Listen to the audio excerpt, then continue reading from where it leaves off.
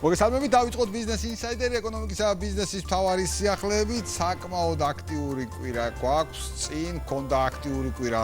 გასული კვირის განმავლობაში ვნახეთ ძალიან მნიშვნელოვანი ვიზიტები. კვირის მიწურულს ეკონომიკის ამდგრადი განვითარების მინისტრის ვიზიტი აზერბაიჯანის ძალიან მნიშვნელოვან მინისტერიალზე, სადაც კიდევ ერთხელ ენერგეტიკის საკითხებში განსაკუთრებულად მოხდა ხაზგასმა საქართველოს როლის, საქართველოს, აზერბაიჯანის, რუმინეთის, უნგრეთის საუბარია როგორც შავი ზღვის წყალქვეშა კაბელზე, ამავდროულად მწვანე ენერგეტიკის დერეფანზე და ძალიან მნიშვნელოვანია რომ ამ კუთხით არის საკმაოდ სოლიდური წინსვლა. ცხადია მანამდე გასული კვირის ალბათ ერთ-ერთი უმნიშვნელოვანესი სიახლე იყო სწორედ ანაკლიის ღრმაწლოვან პორტთან დაკავშირებული ვითარება, მართლაც სრულიად ახალი, საქართველოსთვის ახალი, თუმცა ძალიან აპრობირებული, ძალიან წარმატებულად აპრობირებული ლენდლორდის მოდელი ანაკლიის პორტთან მიმართებაში, რომელიც მართლაც როგორც ეკონომიკის ამდგრადი განვითარების მინისტრის აღნიშნავდა, არის უპირობო გარანტია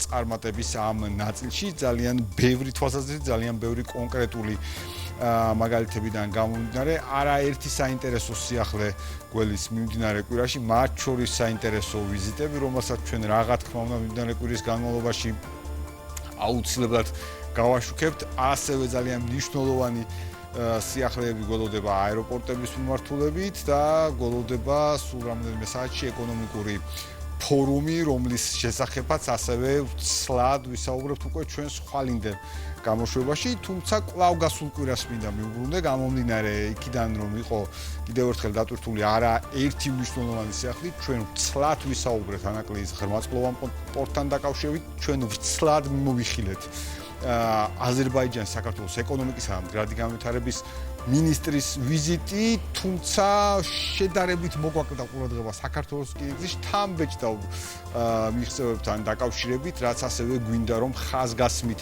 აღვნიშნოთ, ისევე როგორც მათ შორის დღეს საკმაოდ ვცლად მიმოვიხილოთ ეს ნაწილი, სხვათა შორის გასული კვირის მიწურულს სწორედ ეკონომიკის და მდგრადი განვითარების მინისტრი საკუთარ Facebook-ის გვერდზე წერდა, რომ საქართველოს რკინიგზის მიერ ივნისში დაფიქსირებული მაჩვენებლები ბოლო 10 წლეულის რეკორდული შედეგია ჯამში რომ თქვა, შუა დერეფანში მზარდი ტვირთნაკადების, სწორი მენეჯმენტისა და საოპერაციო პროცესების ეფექტიანი მართვის შედეგია სწორედ ეს ნაწილი, მაგრამ რას გულისხმობს საქართველოს ეკონომიკის და მდგრადი განვითარების მინისტრი საქართველოს რკინიგზის მიერ ივნისში დაფიქსირებულ რეკორდულ მაჩვენებლებს, ჩვენ შეგვიძლია ვნახოთ პირველი გრაფიკა აღნიშნულთან დაკავშირებით. დიახ, ეს არის საქართველოს რკინიგზის მიერ დაფიქსირებული მაჩვენებლები ივნისში, ვხედავთ ჩვენ ტონის თვალსაზრისით საქართველოს რკინიგზის მიერ გადაზიდულ ტვირთნაკადს და კიდევ ერთხელ აქაც ამ გრაფიკაში აღნიშნული რომ ეს არის ბოლო 10 წლეულის რეკორდული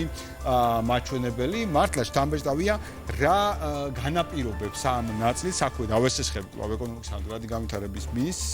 იგი აღნიშნავს, რომ ეს კიდევ ერთხელ ადასტურებს, რომ საქართველოს რკინიგზას აქვს მზარდი ეფექტიანობა და ცხადია ეს ყველაფერი არის ქვეყნის სატრანსპორტო და ლოგისტიკური სექტორის თვალსაჩინო პროგრესი. დიახ, ხედავთ ჩვენ ამ ნაწილს საქართველოს რკინიგზაში მოგეხსენებათ განხორციელდა, თუმცა არ დასრულებულა ინვესტიციების განხორციელება, მაგრამ განხორციელდა საკმაოდ სოლიდური რაოდენობის ინვესტიციები, ისე როგორც გეგმა არის კიდევ უფრო მეტი, საუყუნის პროექტი ეწოდა კიდეც რკინიგზის მოდერნიზაციის ნაწილს, ჩვენ ნახეთ მართლაც შთამბეჭდავი პრეზენტაცია ამ ნაწილში და გვაქვს შედეგები, აი ყოველ ასე ვთქვათ, ყოველ დღე, ყოველ კვირაულად, ყოველ თვის განმავლობაში ჩვენ ვხედავთ შთამბეჭდავ შედეგებს რკინიგზის ჭრილში და ეხლა შეგვიძლია მოვისმინოთ ასევე შეფასებები აღნიშნულთან დაკავშირებით, როგორც რკინიგზის გენერალური დირექტორის, ისე რა თქმა უნდა, საქართველოს ეკონომიკის და მდგრადი განვითარების მინისტრის მოადგილეს. საერთაშორისო ვაჭრობაში დღეს წარმატებას, ასე ვთქვათ, ეფექტური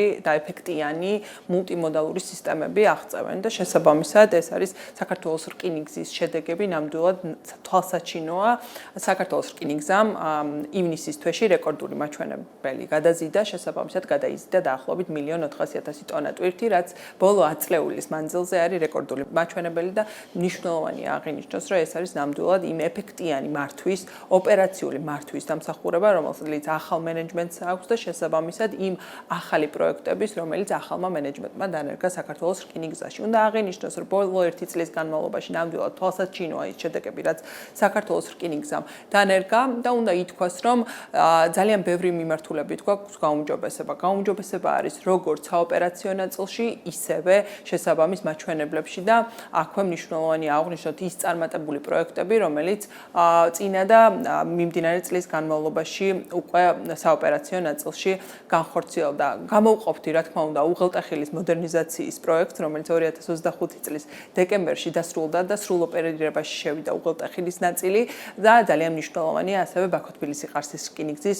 სრულ ექსპლუატაციაში შესვლა, რაც ნამდვილად აძლიერებს რკინიგზის როლს ზოგადად შუადერეფნის კონტექსტში და თქვენ მოგეხსენებათ, რომ შუადერეფანში მზარდი არის ტვირთნაკადი, ძალიან მნიშვნელოვანი მაჩვენებლები გვაქვს ზოგადად ტვირთების ზრდის კუთხით და აქ მნიშვნელოვანი კომპონენტი არის საქართველოს რკინიგზის გამართულად მუშაობა, რასაც რა თქმა უნდა ახალი მენეჯმენტი სრულად პასუხობს და შესაბამისად ამ მიმართულებით ნამდვილად წარმატებულია. ასევე მნიშვნელოვანია სახელმწიფოს მიდგომები და შესაბამისად უნდა ითქვას, რომ საქართველოს მთავრობას აქ თანმიმდევრული გეგმა და ხედვა თუ როგორ უნდა განვითარდეს ქვეყანაში ტრანსპორტისა და ლოგისტიკის სექტორი და ნამდვილად ეს ყველა მიმართულება, მულტიმოდალური მიმართულება ერთმანეთთან თანხვედრაშია. რამოდენიმე დღის წინ ჩვენ გამოვაცხადეთ ჩვენი გადაწყვეტილება ანაკლის ღვაწლოვანი ნავსადგურის განვითარებასთან დაკავშირებით.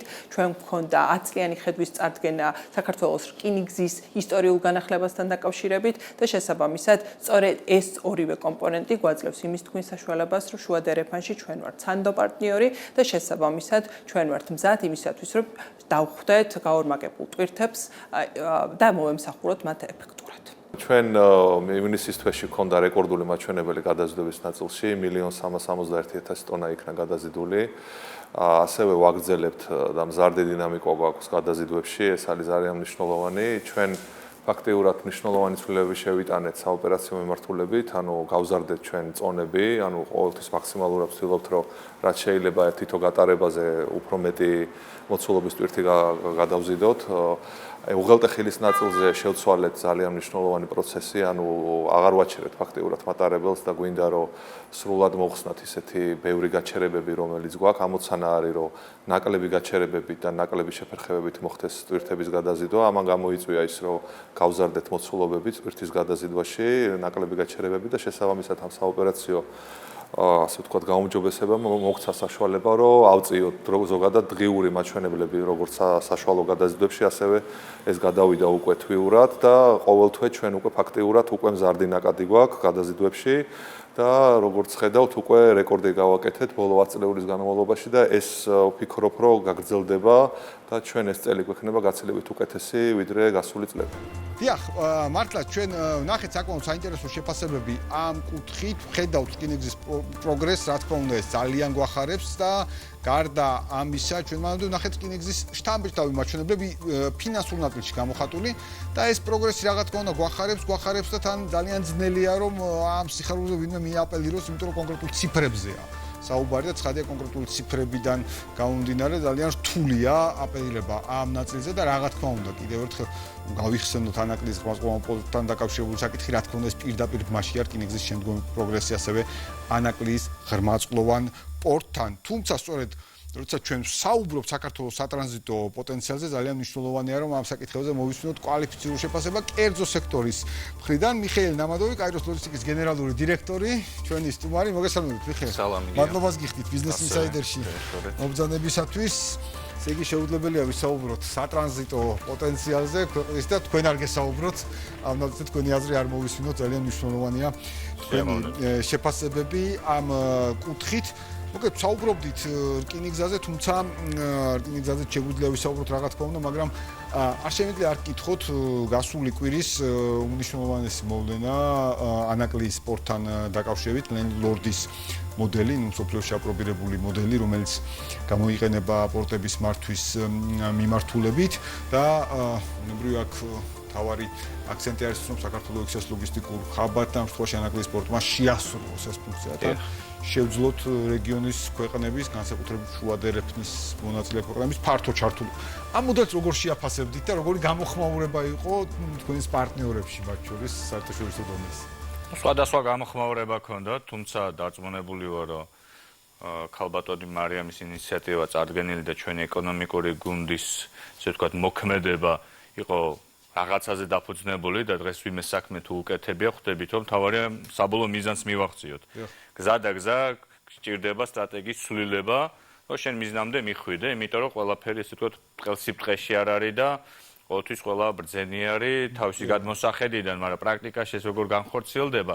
თუმცა ჩემი პირადი აზრი არის, რომ მნიშვნელობა არ აქვს ეს ჩინური ინვესტიცია იქნება ამერიკული თუ ევროპული, ადგილობრივ ბიზნეს აქვს რესურსი ჩვენ სამეზობლოს განსაკუთრებით შუა აზიის ქვეყნებს, რომ ჩვენ ერთად განვახორციელოთ, იმიტომ ჩვენ ამას ვაკეთებ გრძელვადიან გეგმებით 10-20 წლის ჭრილში აქ დავიბადეთ, აქ გავიზარდეთ, აქ უნდა შევქმნათ ჩვენ დიდი კომპანიები და გარეთ გავიდეთ და არა პირიქით შემოვიდეთ გავიდეთ.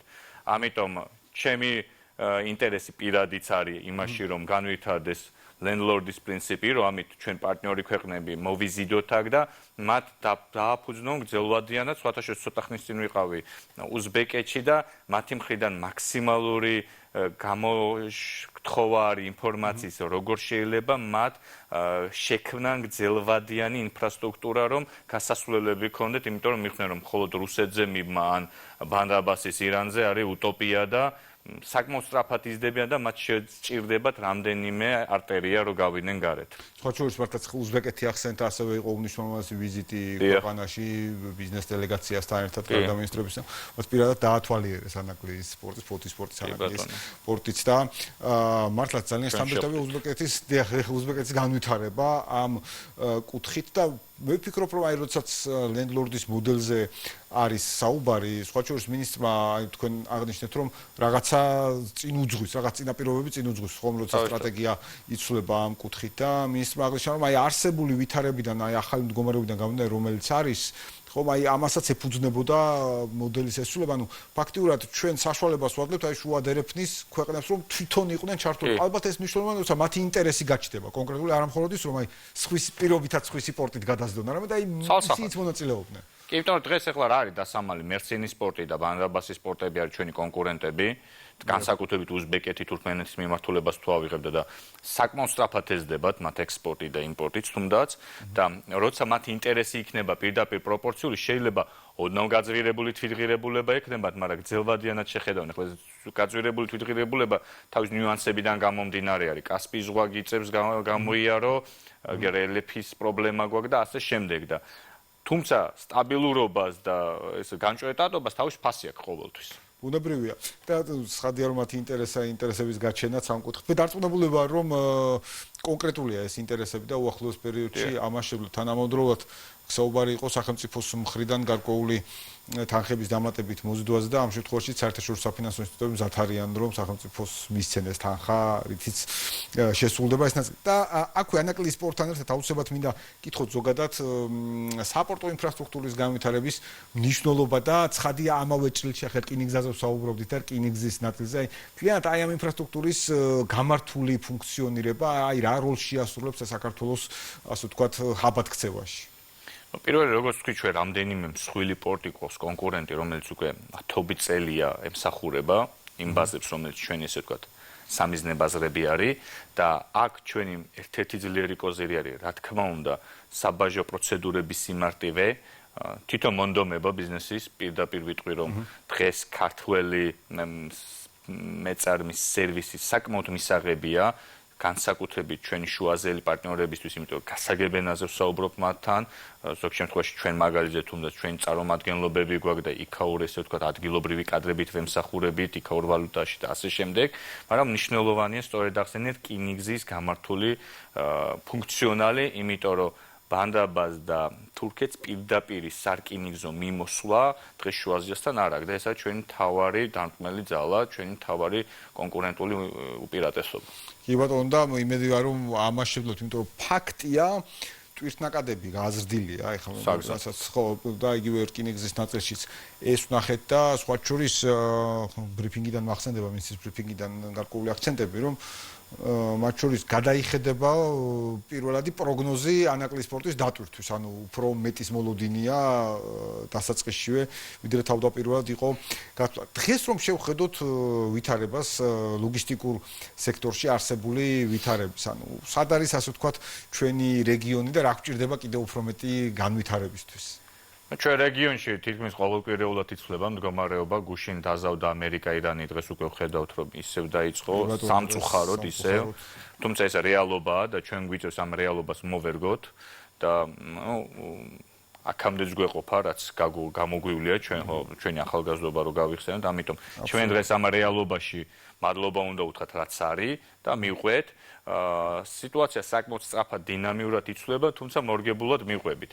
გამოწვევებს რაც შეეხება, ეს არის ინფრასტრუქტურა თავისთავად, ეს არის გრძელვადიანი ხედვა, თუნდაც და ეს არის გადაიარაღების პროცესი, ვინაიდან მოთხოვნა საკმაოდ დიდი გვაქვს. თავის დროზე თურქეთმა როცა ესე ვთქვათ მაქსიმალურად სწრაფად დაიწყო თავის ეკონომიკური განვითარება და განსაკუთრებით ექსპორტის გაზდა, მათ საკმაოდ სწრაფად ხელი შეუწყეს ლოგისტიკური ცენტრების განვითარებას, სატრანსპორტო ადგილობრივი სატრანსპორტო კომპანიების განვითარებას, რამაც ცალსახალ ლოგისტიკური ხარისხი აწია. დღეს სამწუხაროდ ამას ჩვენ ვეჯახებით, იმიტომ რომ არ გვაქვს საკმაო რაოდენობა კვალიფიციური სატრანსპორტო საშუალებების და დარგს ჭირდება სწრაფი განვითარება, რასაც ფუშინგი ჭირდება სწრაფი. კი ბატონო, იმიტომ რომ ხო ამ კუთხით რაღაცა თანამედროვე ტენდენციებს, ახალ ტენდენციებს უნდა დავეწიოთ, ბუნებრივია. აუცილებლად მინდა კითხოთ შუადერეფანთან დაკავშირებულ საკითხს, სხვა შორის სულ ჩვენ წინა გადაცემაში თქვენ ძალიან საინტერესოდ ახსენეთ შუადერეფანზე, იგივე ამ შემთხვევაში კორიდორზე აზერბაიჯანის, სომხეთის, თურქეთის მიმართულებით, რომ რეალურად იქნება არა კონკურენტები, არამედ ასე ვთქვათ ერთ-ერთი გზა და მოიყვანეთ კარგი მაგალითი, რომ იგივე ჩრდილოეთის დერეფანს რამდენი განშტოება შეიძლება კონდეს. აი ამ კუთხით დღეს შეგვიძლია ვთქვათ კვლავ რომ შუადერეფანი ერთ-ერთ მთავარ მიმართულებად რჩება და პირიქით დამხმარე ასე ვთქვათ განშტოებების განვითარება პირიქით იქნება უფრო მეტი საფუძველი ჯამური განვითარების. დღეს გახსნილად ვთქვათ ირან-ამერიკის ომმა ფაქტობრივად მთელი ნაკადი რაც კი მიდიოდა შუა აზიაზე ბანდაბასით გადმოამისამართა ფოთის მიმართულებით. ანუ ფაქტობრივად დღეს ფოთი მუშაობს სრულ დატვირთვაზე. შეიძლება ითქვას, რომ რამდენიმე კვირაში უკვე მოველოდებით იმას, რომ პიკზეცავა. და ყველა მიმართულებით აქ პორტის გადამომუშავება, რკინიგზაა ჩართული, სახმელეთო გადამზიდები რა თქმა უნდა ვართ ჩართულნი. ამიტომ გადახედო ერთი, რომ ანაკლეს ბევრად მეტის გატარება შეუძლია და მეორე ის, რომ სამწუხარო ისტორიიდან გამომდინარე ყვები ამას, ეს არ არის ჩემი ესე ვთქვათ პირადი აზრები, რომ თუ რაღაც კონფლიქტი იწყება, ვხედავთ, რომ ბოლო არ უჩანს სამწუხაროდ. ასურ ფაზაში გადის, მერე ისე გრძელდება და ამიტომ აქედან გამომდინარე, რომ შეგვიძლია ვთქვათ ცალსახად, რომ კი შუადერეფანი ეს არ არის რამდენიმე წლის აჟიოტაჟური მოთხოვნა, ეს არის გრძელვადიანი.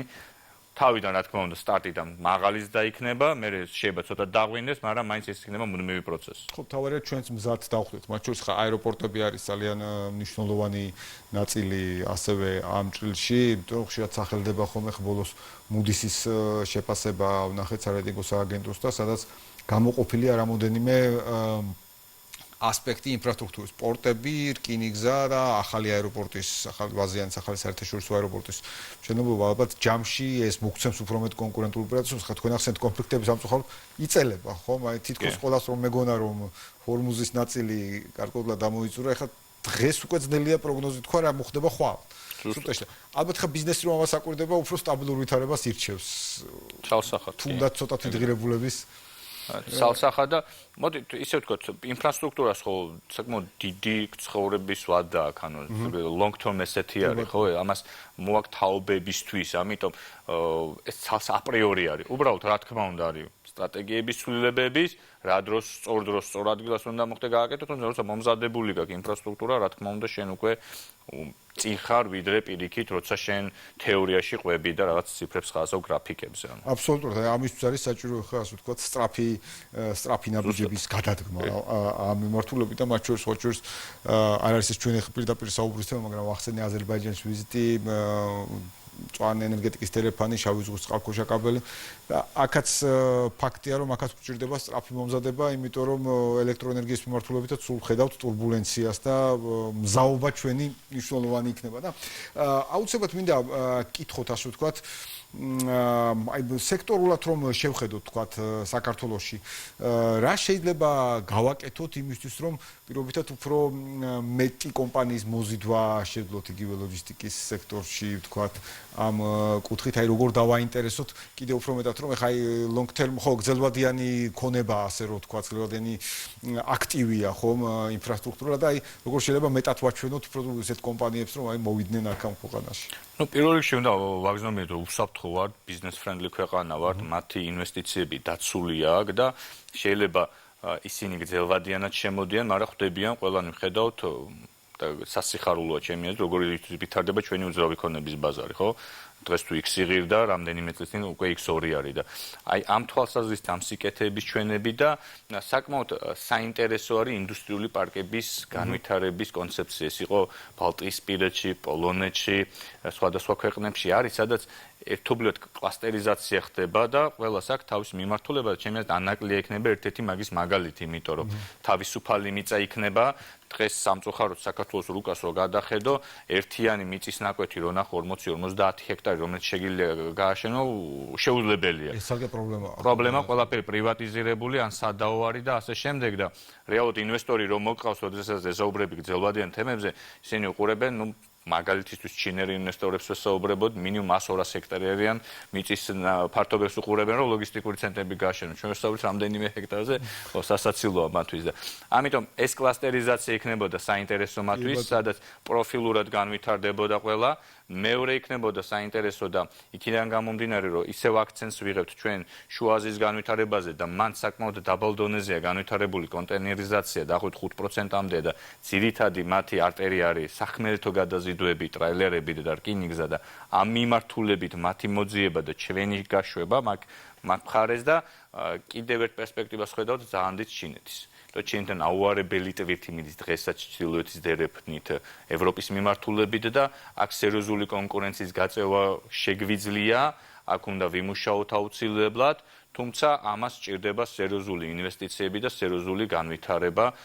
თუნდაც ქართველების, ასევე აზერბაიჯანელები არიან ჩართულები აქტიურად, კაზახების და მაქსიმალურად მუშაობთ ამ მიმართულების განვითარებაზე. კი ბატონო, ძალიან მნიშვნელოვანი იქნება, იმიტომ რომ მართლაც ხა ჩინეთის როლი მართლაც მგონია რომ ესეთი ძალიან დიდია ამ ტვირთების ტრანსპორტირების ნაწილში და აქ სულ ვიხსენებ ხოლმე სოფლიო ბანკის ერთ-ერთ ბოლო კვლევას რომ საუბარია გასამაგებაზე ტვირთების მოცულობის ჯამში. თან მაშინ არც ირანის კონფლიქტი იყო და მაშინდელი პროგნოზი იყო ჯერ კიდევ და მიუხედავად ამისა შეგვიძლია თქვა რომ აბრეშუმის გზა ისევ ცოცხლდება. კი, აბსოლუტურად. კი, სრული ნაწილი ცოცხლდება და ბოლოს აუცილებლად მინდა კითხოთ ციფრული ტრანსფორმაციის ნაწილში, ასევე გაციფრულების კუთხით. ამ კუთხით რამდენად მივყვებით ტენდენციებს და რამდენად გვაქვს სივრცე? საკმაოდ ზოგადად თლიან სოფლიოში საკმაოდ ჩამორჩენილია ჩვენი დარგი სამწუხაროდ. აი სხვა დარგებთან რო შევადაროთ. აბსოლუტურად ჩამორჩენილი არის. ჩვენ დავიწყეთ ამდენიმე წლის წინ ციფრული პლატფორმის, დღეს უკვე გავუშვიდე და უკვე ესე ვთქვათ, ვცდილობთ რომ შევქმნათ ერთიანი ბაზარი, სადაც მოთამაშეები თავს დაცულად იგრძნობენ და თვითმფლობელი და გადამზიდებიც, კვალიფიციური გადამზიდები გაერთიანებულად შეუსრულოთ, იმიტომ როგორც მიხსენებია ხშირად ექსტრა ფრაგმენტული ბაზარი გვაქვს. ფაქტიურად საქართველოში საშუალო ტრაილერ ნახევარია თითო კომპანიაზე, ანუ ეს უტოპია, როდესაც ერთ-ერთი ლიტურ კომპანიას ვისნობ, რომელსაც 9000 მანქანა ყავს და მთლიანად ევროპას ფარავს დაუშვათ და აქეთ ჩინეთი ევროპის მიმართულებას ფარავს. ნუ უბრალოდ ისე როგორც მიწებია დანაწევრებული. ზუსტად ესე, ზუსტად ეგრე ვარ, კი. ამიტომ ამას სჭირდება გაციფრულება, რა თქმა უნდა, ეს საკმაოდ ნიჭიერი და შრომის მოყვარე ხალხია და ისინი უნდა იყვნენ ჩართულები, რა თქმა უნდა, განვითარებაში. საინტერესო იქნება თუ ამაში პლუს ჩაერთვებოდნენ პორტების და რკინიგზაზე, იმიტომ ჩვენი რეგიონი რელიეფიდან გამომდინარე მულტიმოდალურია და აქ შეიძლება ბევრი საინტერესო სიკეთეების გამოჩენა, თუნდაც საზაზღვრო თემების, საბაჟო ჩართულობა პირობითად თითო ქვეყანაში გვიწევს თითო საბაჟო პროცედურის გავლა.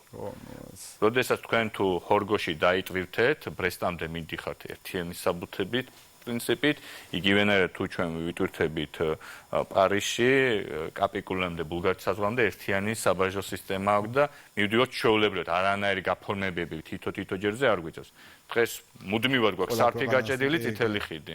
ხან წითელი ხიდი, მერე კიდე ალიატის სპორტი და ეს საკმაოდ დიდ პრობლემას ხნის, იმიტომ რომ როდესაც მე მეკითხება დამკვეთი რამდენ დღეში ჩვენ ჩავუტანთ შუადერეფნის მნიშვნელობით, ძალიან მიჭირს ზუსტი პასუხის გაცემა. ხო, ეს პრობლემა რა თქმა უნდა ამას მოზესრიგება ჭირდება. ძალიან დიდი მადლობა, ძალიან საინტერესო საუბრისთვის. კიდევ ერთხელ როგორც ყოველთვის ამ თემებზე თქვენთან საუბარი ისეთ განსაკუთრებული ბევრის მომცემია. მადლობა კიდევ ერთხელ წარმატებებს ისურვებთ. დღეს კი ბიზნეს ინსაიდერი ამით დასრულებულია ეკონომიკისა და ბიზნესის მთავარი სიახლეებით თქვენ შეგიძლიათ ნახოთ ჩვენს ვებგვერდზე Business Insider-ში, მე კი ხვალამდე გემშვიდობებით.